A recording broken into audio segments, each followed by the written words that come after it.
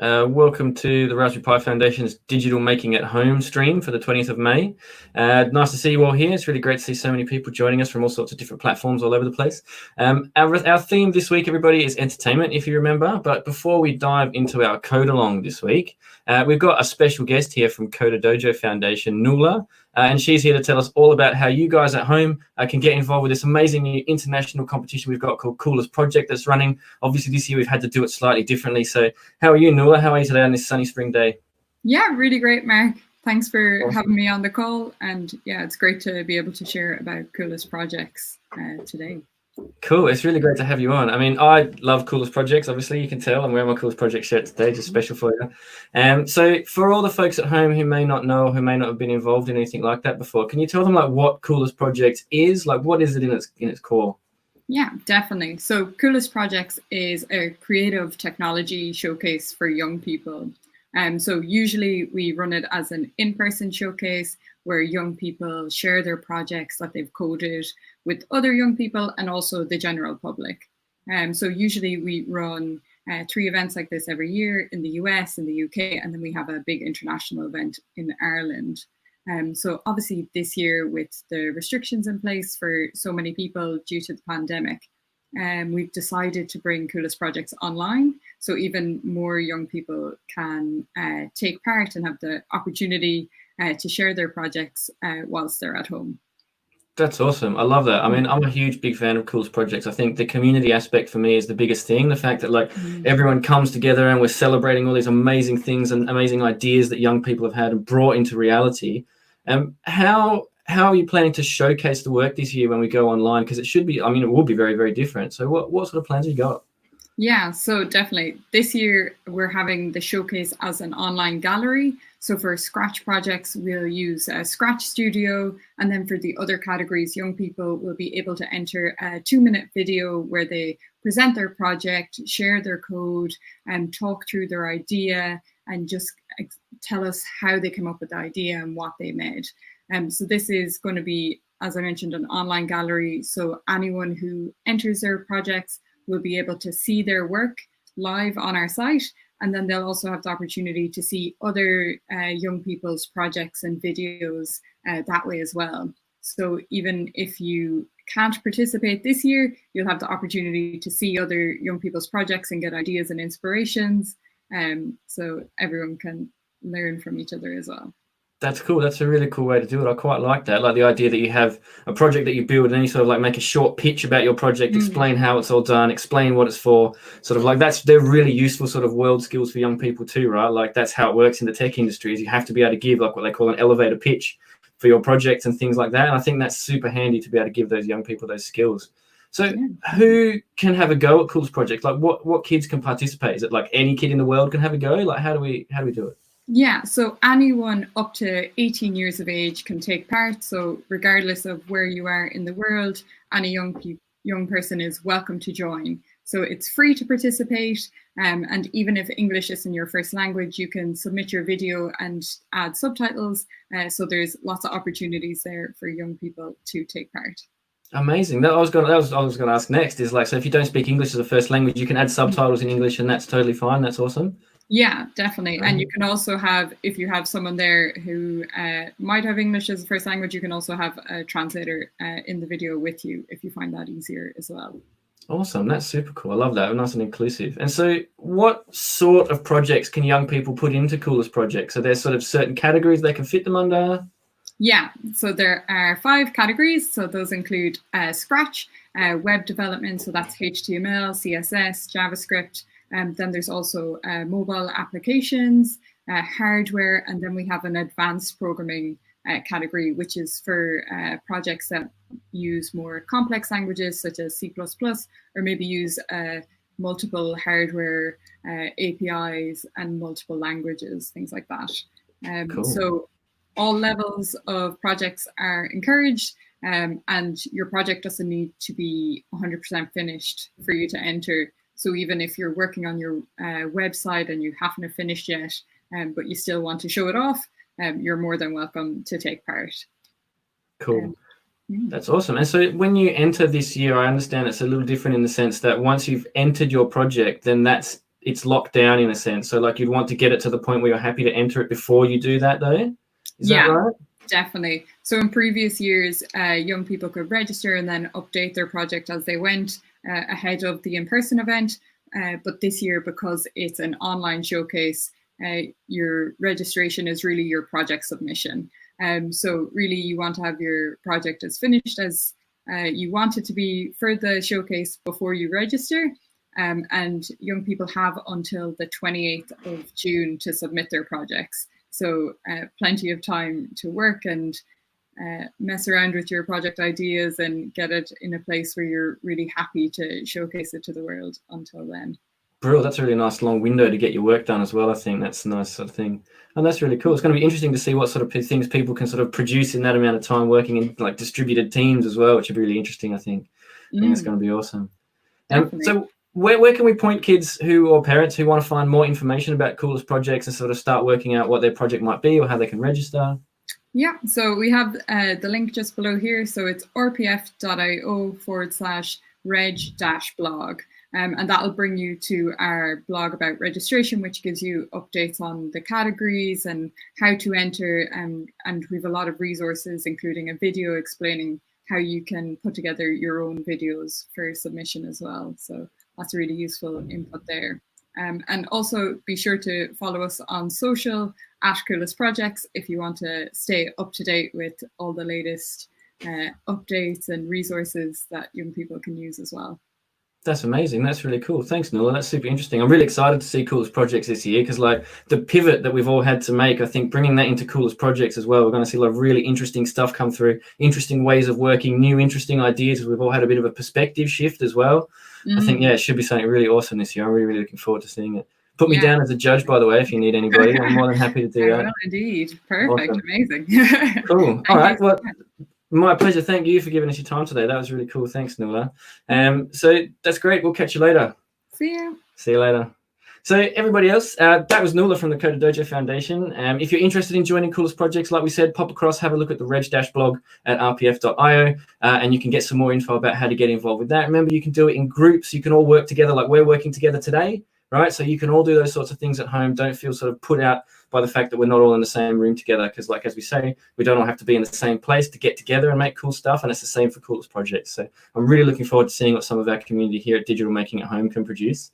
And so let's move on to what we're going to make today. So if you're joining us on Twitch, Periscope, Facebook, YouTube, then you can just hit us up in the comments on the platform that you're using. But if you're joining us from the Raspberry Pi website at rpf.io/home and you want to join in the chat, just click the link to the YouTube video on the page there, and then you'll be able to chat with us live, ask questions, offer some suggestions, and those sorts of things. Get involved in the conversation as we move on today.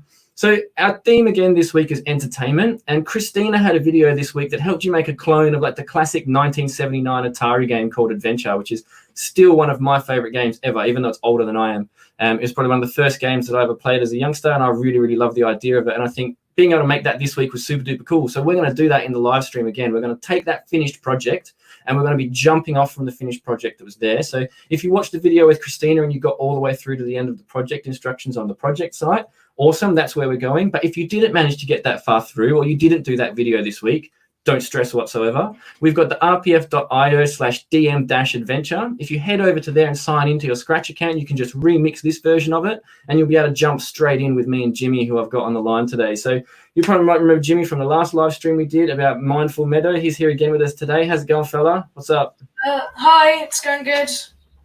Awesome, man. And so you did a finished version of Adventure this week as well? Yeah. How'd you find it? It was quite fun to make. There was a lot of like broadcasting messages and variable changing.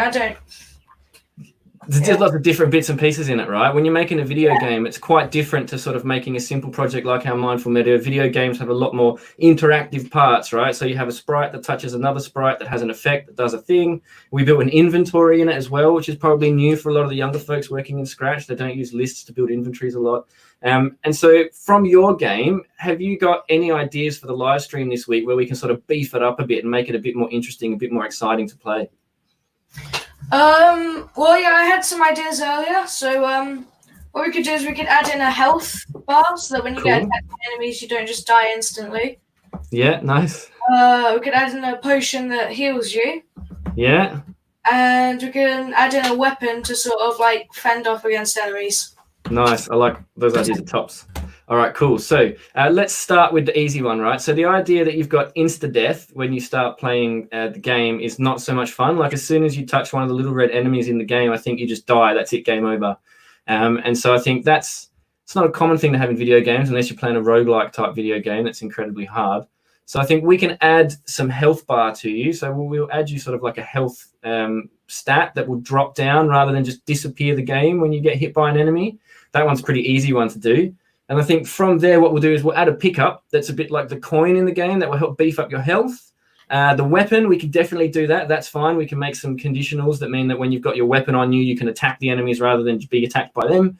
And then we'll see how we go about the potion. We might add that one last because I'm going to have to try and sort of filter that one through a bit and see how we get that one to work in my head while we're working. But I'm sure we can do all those things. We've got the time, man. So should we kick off with building a health bar? Yeah. Sweet, man. So cool, you've got the game open. That's wicked. So the first thing you'll need to do is make a variable called health, just so that we can have that thing floating inside our game, something that we can have set up and ready to go. Okay. Sweet. And then so on your player sprite, make sure you have your player selected because that's who the health is going to affect mostly. And so as I say with lots of the videos I do for video games, you should put the code on the thing that it affects really, because that way when you're going back to check it, that's the thing that you want to be looking at. It'd be crazy if we put our health bar on the sign in the middle of the level. That wouldn't make any sense. So make sure you've got your player selected. And then on that, if you can bang together some code that says that if your health becomes less than 0, you should stop everything in the thing. Just do stop all scripts. So you want like a green flag. You probably want a forever loop in there somewhere, an operator for greater than or less than, sorry. I'll start off with a when green flag clicked and a forever loop on my player script. And then I'm going to go through to control. I'm going to grab an if statement. Now I can go through to operators, grab a less than. So that I'll set the 50 to a 1. Go to my variables and I can say if health is less than 1, then I'll go to events, or it might be in control. Yeah, it's in control, sorry. Yeah, it's in control. I'll do a stop all inside of the if statement. Perfect. You're a pro. So that one there, just to explain to everybody what that's doing, is that's for once we click the green flag, it will always be checking to see if your health is less than 1. As soon as it gets to less than 1, it will kill your entire game. We'll have game over state, which is cool. So on top of that, you'll need to make sure that on your player at the top of your script underneath green flag that you set your health to being 100.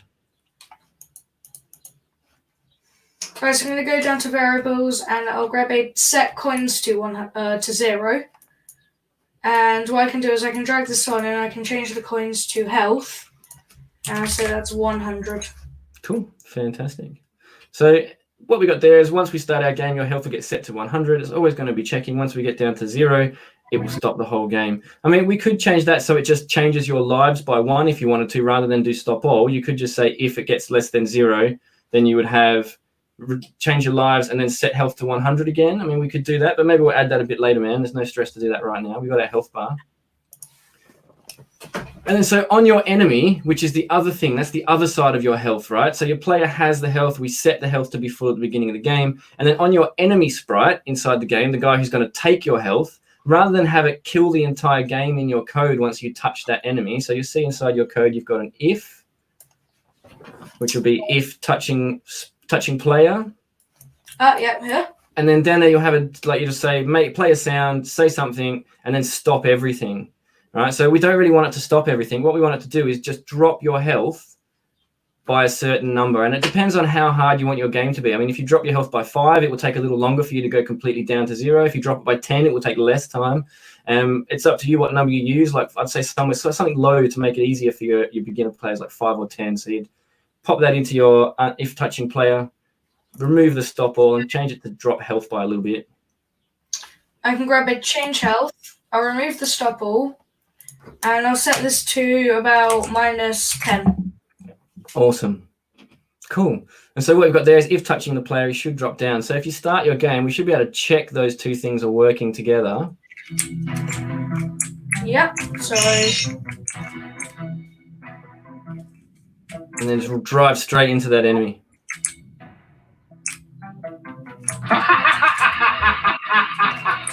think I think it's this enemy that's the oh. So yeah, whenever I now touch an enemy, I lose 10 health. Wicked. And I'll do that on enemy 2 as well. Cool.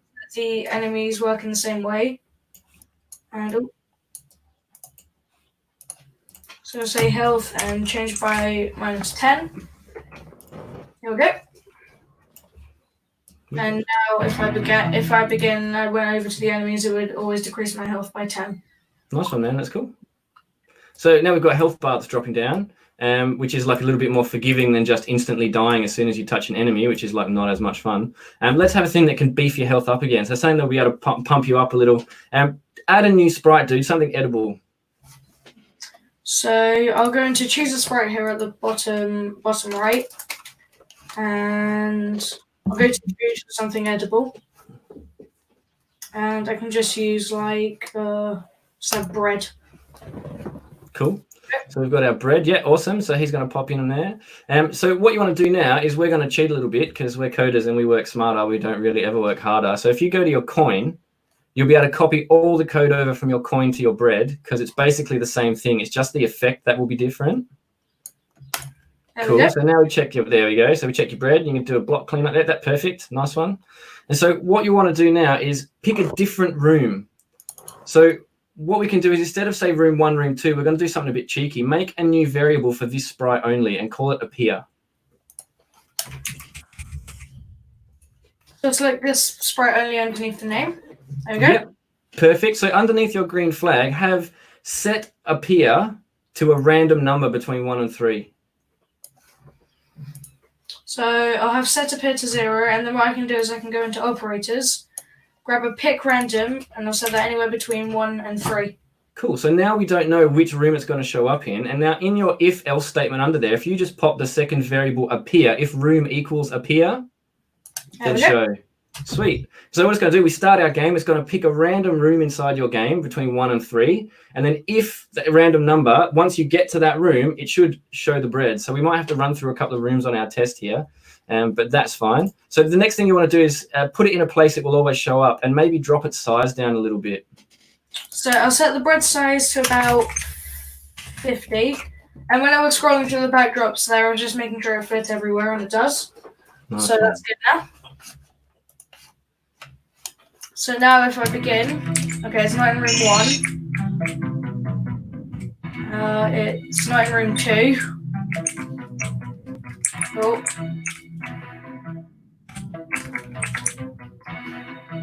That's in room 3, there we go. There it is. Sweet. We got it. Okay. Right. Nice. So that's cool, man. So now we've got it showing up. What we can do, so what you've got in there, instead of when it says when the player touches the bread, so grab your bread sprite, and it says when player touches the bread, what is the current effect of touching the bread? Fairy dust. Right. So you don't have to have that noise. You could do like a chomp noise if you want to add a new sound. That's totally fine. We'll need to add that sound in there. And you'll also, that's it. You want to change health by a specific number. So it can be up to you. How much food does your health give back? Oh, sorry. How much health does your food give back? Spooner is in there. Well, I could make it. Right, I'm going to do it random, anywhere between 1 to 10. Oh, mate, I love it. So there we go. Cool. So now when you eat the bread, you get a random amount of health back, which is like way better than what I thought. The random addition is really cool. Okay, so I got 9 health. Nice.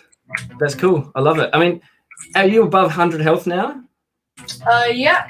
Okay, so you can keep that functionality if you want. You can have no upper limit to your health at all if you want to do that. But we could set it so that if you get to over 100 health, it resets your health back to 100. So you can only have a max 100 health, unless you want to keep the functionality that is.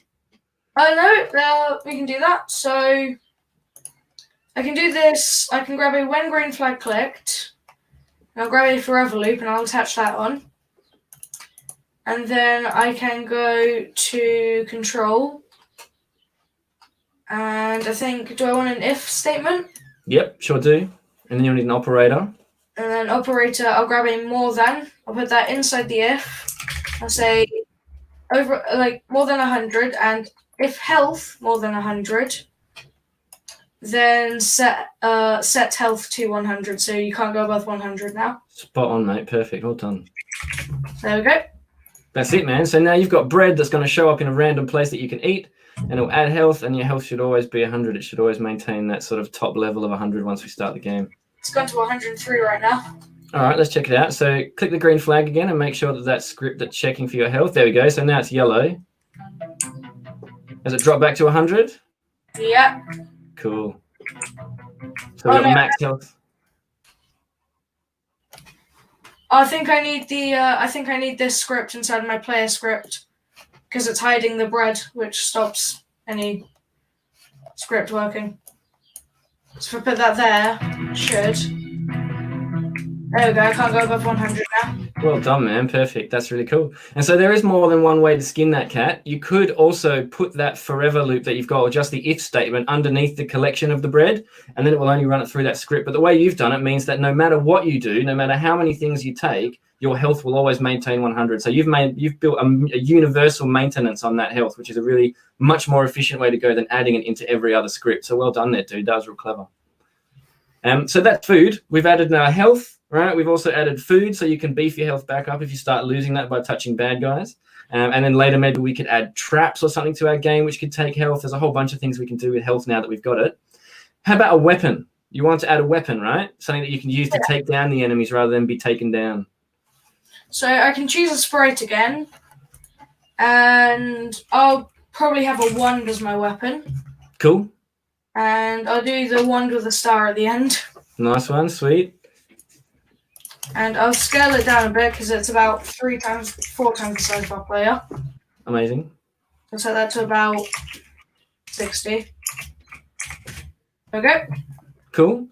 That's the one. So now we've got our wand. So you can pop it somewhere where it's always going to show up somewhere safe. If you wanted to check your backdrops and make sure that where you place it in the backdrop, it's never going to be inside a wall or anything like that. So it's there, and so I'll move it a tiny bit lower down. Awesome. And hopefully now. Yep. Nice. So we've checked all our backdrops against it. It's always going to be in a safe spot to get hold of. That's brilliant, mate. Well done. And so again, working smarter, not harder. What we're going to do this time is go to your food sprite, and drag your appearance code and drag that straight into the wand, because that will work no matter what. And if you go check the wand, you should see that it's got an appearance. You should have copied it across. It will still have that appear variable, but it will only be for the wand this time. So even then, the appearance variable is for the wand and the food. There's still going to be different integers. They're going to be different numbers. They can show up on different screens rather than always the same screen. So that's cool. The next thing you want to do is you want to copy the inventory code from your key. So go to the key in your game. Yep. And you'll see there's some code on the right there that says add blue key to inventory. Yeah, dump that onto your wand. We're going to reuse that code. I'll rename the blue key part in the say block to... Yep. Oh. Wand. Awesome. And don't forget to do it in the orange block too. Change it just from blue key, change it to wand or whatever it is that you want to add to your inventory list. So that's a wand there. Yeah, that's the one. Awesome. And so now what we've got is once you collect that, it'll be just like it does with the blue key, as in the old instructions. It will add it straight to your inventory list, and you'll have that wand in your list there so that you can use it from then on. So what we do next is on your enemy. So go to the enemies, or either one, because we're going to add a little bit. So we're going to build a forever loop and check to see if it's touching the player. All right. So if it's touching the player. There we go. Awesome. So if it's touching the player, and then inside that, you'll want another if that says if your inventory has that weapon in it. There we go. I'll actually just duplicate that. We don't need the L, so it just makes Scratch run a bit slower. So there we go. And now over here at variables, I can say inventory contains thing, and I'll change that to, don't know if I did it with a capital. I did it with a capital letter, so where is it? Enemy 1. So we've had Jason just ask if we're going to share the code when we're done with this project. We don't usually share the code on these live streams. I can share you the finished game if you'd like, Jason. But usually the idea is that you'd code along and have a go at this rather than just open a finished game that's done. But what we can do is we've got the video here. You can watch back over the whole thing, and I can definitely share the finished game. At the end of it, we'll have a talk about that and we'll get back. But I think as we're going through this video here, you've got this to watch along and make the code. We don't like to give away the answers because it sort of defeats the purpose of going through the activity. Cool.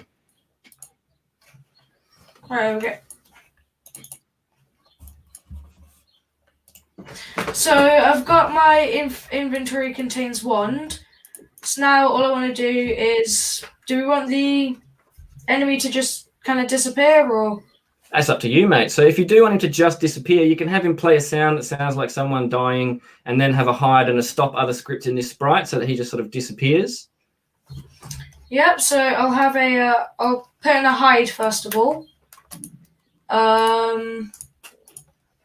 Can try and find a new sound. I don't know what that would be though.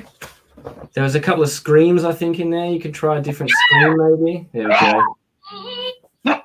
I'll do scream 2. Nice.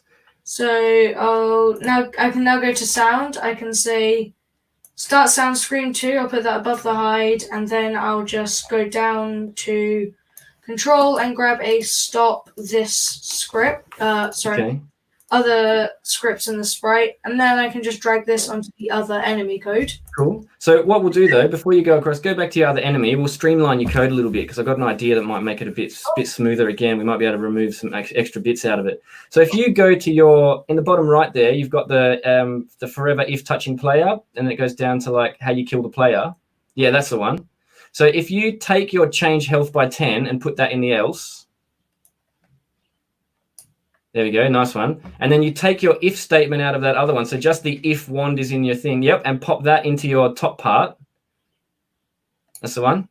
And then sorry, you can drag those other 2 blocks down into change health by 5 as well. Yeah, that's it. So what we've got now is you've got forever it's checking. If you're touching the player, and then if the inventory is like that, then you should kill the thing. Otherwise, if it's touching the player and you don't have that in your inventory, it will take health off you and play the laugh sound. So give that a test and see if it works. Remove the other chunk of code we had in there just to speed it up a little. Oh no, we're just losing health constantly. It's forever doing it. Okay, let's have a look. Let's see, what do we got wrong? If inside an if else. We've got it reversed. Okay, so pull that if out of the if else. We need the if outside the if else, if that makes sense. And then so leave that in the bottom. Yep, pull out the sensing block at the top. So leave that That's it, yep.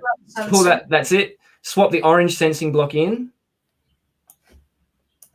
Now put that if loop in the top of your if statement. Put the whole if loop in. The whole if statement, sorry, yep. That's it. Pop that whole thing in the top and pop the sensing block back in the top bit there. There we go. That should... No, we're still just losing health. It's going forever. Why is it going forever? What are we doing wrong? It's not on the other enemy sprite, is it? No. No. Right, let's have a look. Let's debug. In this if statement here. So forever, if touching player. Let me check. Why is it not doing it? So forever, if touching player, then if else inventory contains weapon. Maybe we did have it right now in the first way. So then, sorry. Okay, so swap the 2 sensing blocks. I think that's all we need to do. That's how we had it before, though. Still doing it. All right. On enemy, forever, if touching player. Let's see. I'm just going to bring your screen up, man, so I can see it a little bit clearer. So what we want to do... If we just drag that into there. There we go. Mate, you're a legend. And now, hopefully, when we touch it...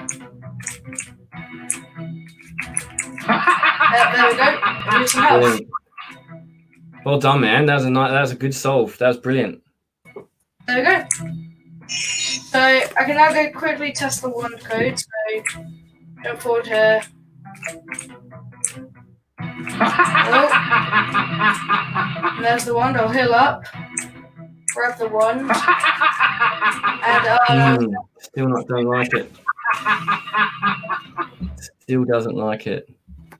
Let's see. Why not? Oh, that's because this is enemy 2. So we need to drag this code over to enemy 2. I need to restart the game now. Hopefully. Grab the wand. Oh. Now I should. There we go. Great solve, Jimmy. Well done, man. That was awesome. Love it. Yeah, we got the wand. Now we can start taking down enemies. That's great, mate. Well done. Cool. And so I guess let's see, what time is it? We got a little bit of time. Should we add a health potion so that you can carry it around? And if you've already eaten the food and you're still getting hurt, you can just drop a potion and bring your health back? Yep. So I'll choose a sprite. See if they have potion. Okay, so we've got a green potion. Yeah, cool. Different potions. Have it as C. Can I switch it to red? Yeah, do it, man. You should be able to. Grab that paint bucket. There we go. There we go. I'll make it actually red, though. Nice. Because health is universally red, right? When you get health back, it's always red in video games. Usually, like, magic points are usually blue from way, way back. Right, there we go. Awesome, man. Looks great.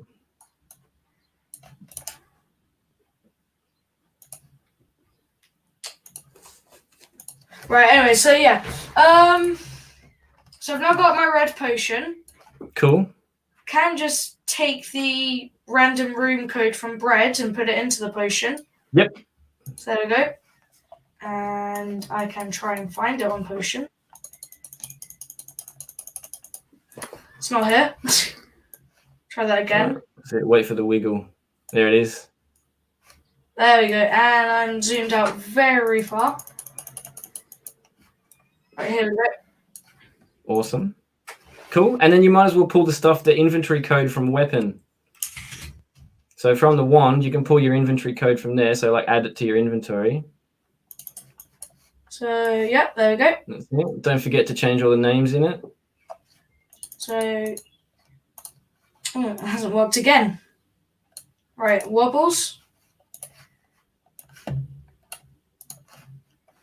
That's weird. Oh, there it is. There we go. It's right here at the bottom. So I've now got 3 of those. No stress, man. Always happens. Cool. Right, and now I can change that to potion.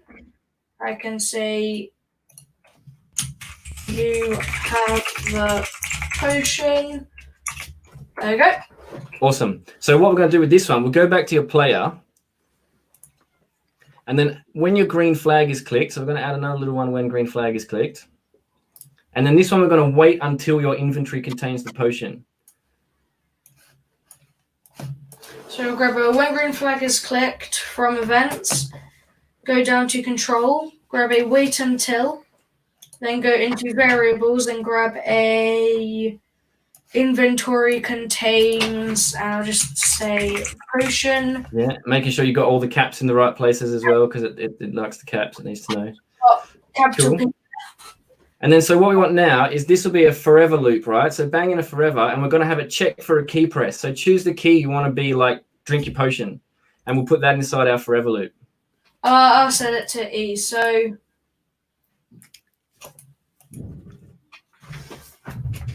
can grab a forever loop. Should I put that underneath the wait until? Yes, mate. Yeah. So what's happening is you'll start the game and then it will wait until you have potion in your inventory. Once you do, it will move into your forever loop and start checking to see when you push the E button to drink your potion.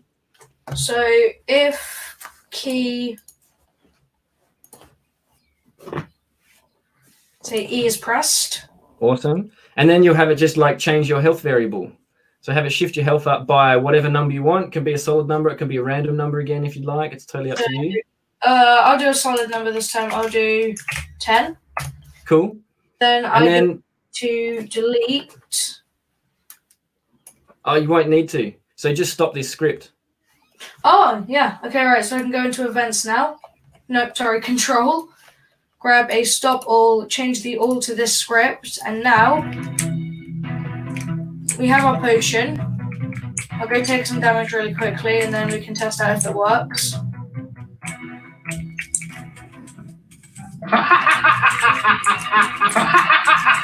we go. And now when I press E, oh, it's changing coins by 10. I want that to be health. Right, now let's try it. So I can go here, grab the potion, take damage.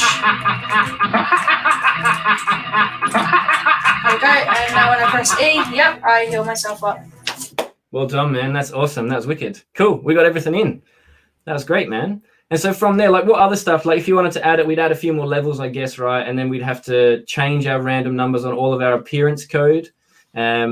Another thing we could do is we could make custom blocks. Like we don't have time today, but we could make a custom block that was like appear, right? And then you would have that block that we could just dump into all of the different things we wanted to have appear. We can do a whole bunch of stuff, man. That was really awesome today. Great solve too in the middle there. I couldn't work out what was wrong, but you fixed it in no time. That was great, dude. Really good. Good work, man. Did you have a good time? Yeah, it was fun. Nice one. Debugging is my favorite part of building games. It's like you always get weird effects, and it's like, why is it doing that? Like, why am I teleporting into the sky 1,000 feet, or whatever it is that happens in your game? I love trying to fix those things, and you crushed it, man. You did really, really well today. Quite impressed. So yeah, cool. So thanks for coming along today, man. That was great. I had a really good time. I always have a good time with you, Jimmy. And will we see you on another live stream, you reckon? Yeah, probably. Awesome, man. Thank you for having me on. Oh, mate, it's my pleasure every time. I mean, do you got to enter coolest projects, you reckon? You reckon you put some together, maybe? Maybe not? Do you get time? Have you got time at the moment? I know you got loads on at school, right? Yeah, probably next week. I'm trying to make a multiplayer game right now on Scratch. Wicked. Multiplayer.